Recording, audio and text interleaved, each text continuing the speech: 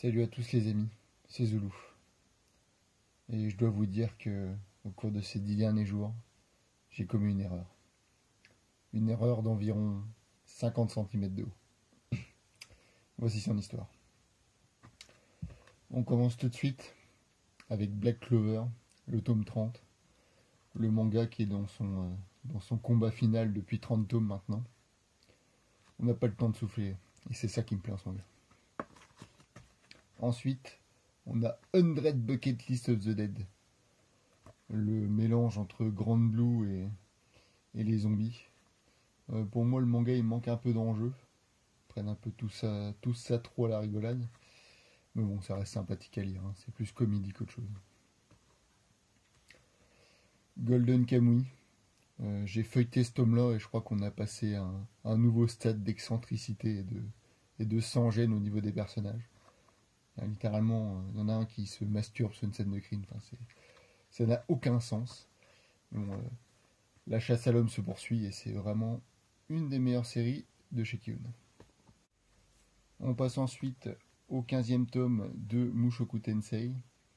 On est dans le fameux arc où le personnage se demande s'il va rebander un jour. Ça fait 4 tomes qui bandent mou et que c'est l'intrigue principale. On est de tout cœur avec lui.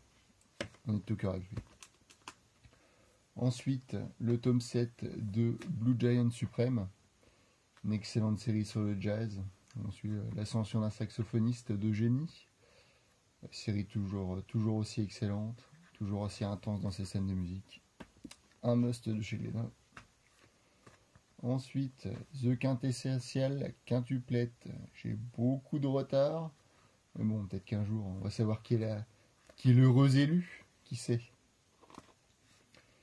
Deep Sea Aquarium Magmel, la petite série sur un aquarium / centre de soins pour la vie aquatique.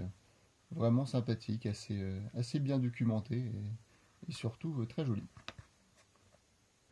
Regardez les couvertures. Une des rares séries que Togashi a daigné nous livrer complète, Yu Yu Hakusho, dans sa perfecte édition. On va voir ce que donne la frise, mais pour moi c'est le tome le plus sympa jusque-là. Elle ne rentre pas, celle de mon mari, 5e et dernier tome. Un gros coup de cœur de chez le Lézard Noir. Un récit, contrairement à ce que laisse penser son titre, assez intimiste et vraiment pas vulgaire. Une excellente série, je suis impatient de me dévorer ce dernier tome.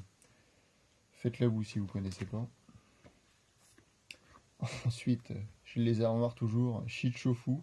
Donc là je me suis fait alpaguer par le Discord. J'ai commencé à le lire un petit peu. Ça a l'air, hormis le dessin qui n'aide pas forcément à la compréhension, c'est plein de petites situations dans une ville totalement barjot. Par exemple, une des histoires que j'ai lues, c'est un mec qui se réveille, il a perdu ses doigts et ben il va essayer de les retrouver. Voilà, tout simplement. Ensuite, on a 3 œuvres du grand maître Leiji Matsumoto, à savoir 24 histoires d'un temps lointain, 25 histoires d'un monde en 4 dimensions et une sortie récente, V2 Panzer. Ça, bon, je vais éviter de me les faire trop d'affilée parce que sinon je vais saturer. Leiji Matsumoto, faut pas trop en lire d'un coup. On passe du côté obscur de l'édition avec Palais Poli de notre ami Usumaru Furuya. Donc son manga en 4 de 4 cases très expérimental, ultra référencé. À mon avis, ça va être une lecture fameuse. Et l'édition est assez Gucci, hein, je trouve. Vraiment sympa. Le seul manga que j'ai eu l'occasion de la pile, Heaven's Door, donc par le même mangaka qui a fait Ultra Heaven, qui est assez chaud à trouver. Je voulais tester l'auteur, donc je me suis pris ça d'occasion. À voir. Neko Kappa, un truc bien barré pareil. Ça, je voulais me le faire depuis longtemps, et puis là, je sais pas, je l'ai vu. Je me suis dit, Banzai Tayo, c'est la réédition. Hein, je crois il était en rupture pendant un petit moment. Donc, toujours chez Imo. On passe au gros format avec le deuxième tome dans son édition Prestige de Dororo. Excellente série. On suit Yakimaru qui s'est vu offert 48, si je ne dis pas de bêtises, parties de son corps à des démons à sa naissance. Et donc il va partir en compagnie de notre ami Dororo en quête de ses parties. Enfin, peut-être qu'il file un coup de main au héros de Mushoku Tensei. Pour peut-être l'aider à retrouver quelque chose. Ensuite, des dinosaures et des femmes et des pistolets dans Bluebird. La progéniture des Doggy Bag. On passe maintenant au Law Reader. J'ai pas suivi l'affaire, mais je sais pas s'ils ont 10 bandes ou je ne sais quoi.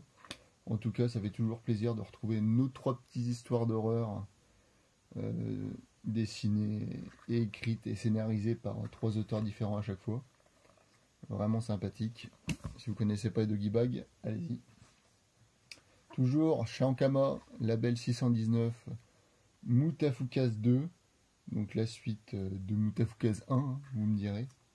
Regardez-moi ces planches. C'est absolument divin. Si vous connaissez pas, il y a un petit film qui est sorti, qui est fortement sympathique. Je crois qu'il est dispo sur Netflix. Si vous voulez connaître la série. Bon, il rush un peu, hein, mais il est vraiment bien foutu. Voilà. Et pour finir cette folie, le recueil Mononoke chez Cornelius de notre ami Shigeru Mizuki, donc l'auteur entre autres de Kitaro le Repoussant. Donc là, c'est un recueil d'illustrations d'environ 200 yokai, avec chaque illustration qui a son petit index à la fin, avec son petit contexte. C'est fortement sympathique. Si vous aimez les dessins de Mizuki, n'hésitez pas, foncez. C'est vraiment un très très beau recueil qu'on se lasse pas de feuilleter. Voilà, voilou. C'est vrai que les vidéos sur la chaîne ont un peu ralenti en ce moment. Mais bon, vous savez, hein, je suis pas capable de présenter du contenu original.